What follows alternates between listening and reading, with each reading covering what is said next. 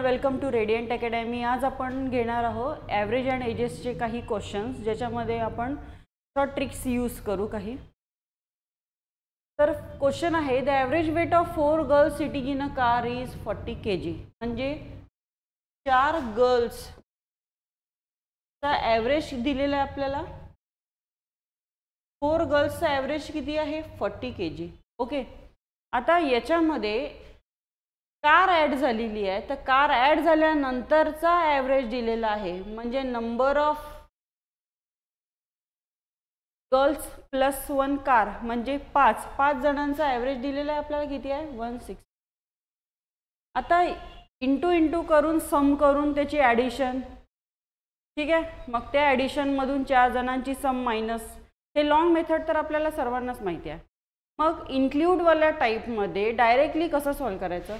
4 जणांचा ॲव्हरेज हा आहे, 5 जणांचा ॲव्हरेज हा आहे। ओके, दोन्ही ॲव्हरेजमधला डिफरन्स किती आहे? 122। हा जो 122 आहे याला मल्टिप्लाय, यानी जर आपण 4 ला मल्टिप्लाय केलं 122 तर किती येणार? 488। ओके, मग आता हे 488 आपण ॲड कशामध्ये करू? 5 जणांच्या ॲव्हरेजमध्ये।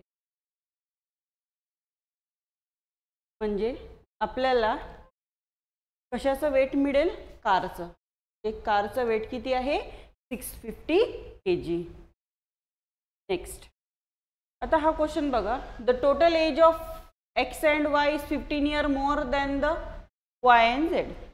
एक्स आणि वायचं वाय अँड झेड पेक्षा मोर आहे, आणि डिफरन्स आपल्याला कोणाचा विचारलेला आहे? एक्स आणि झेडचा। जर असा क्वेश्चन असेल, जो डिफरन्स दिलेला आहे तेच आपला आन्सर, म्हणजेच 15 जो डिफरन्स दिलेला आहे तेच आपला आन्सर। ओके, पण हे कसं बघा, एक्स आणि वायची टोटल 15 नी मोर आहे कोणाच्या? सॉरी, वाय आणि झेडच्या। Y and Z 15 years more than the total age of Y and Z.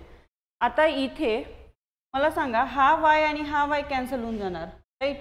मग हा झेड जर आपण इकडे घेऊन आलो तर एक्स आणि झेड मधला जो येणारा डिफरन्स आहे तो 15 येतो, आणि आपल्याला विचारलेलं काय आहे? Z younger than x.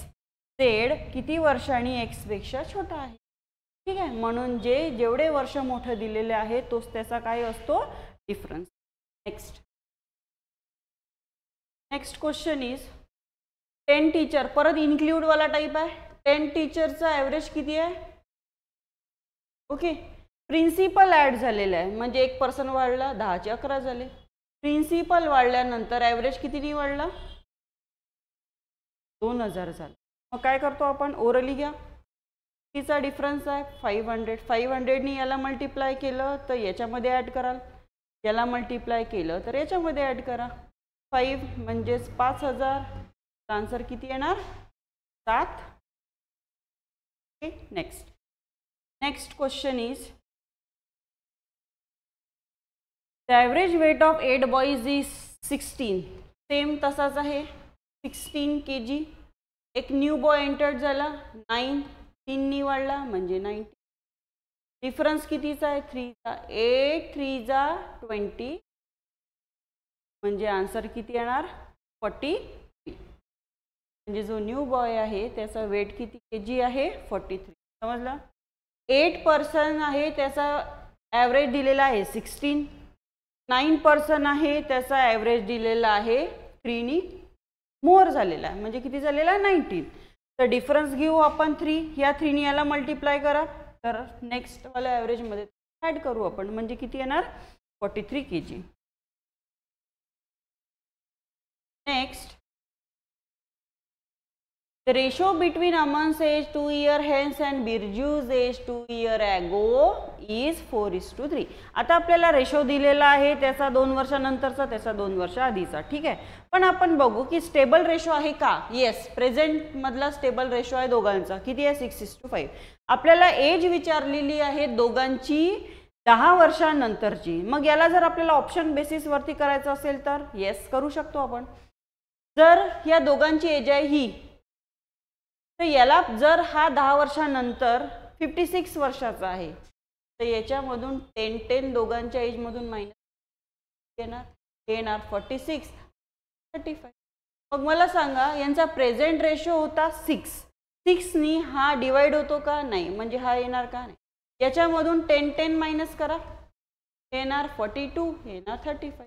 6च्या टेबलमध्ये 42 येणार, येस. 5च्या टेबलमध्ये 35 येणार. हे तर 10 वर्ष मायनस केले तर हे नाहीच येणार, हा नाही येणार, हा नाही येणार. त्याला answer is second option. So the age of Ram and Shyam differ by 18 years. आपल्याला माहिती आहे की डिफरन्स हा आधी पण तोच असतो, आताही तोच असतो आणि पुढे सुद्धा तोच असतो.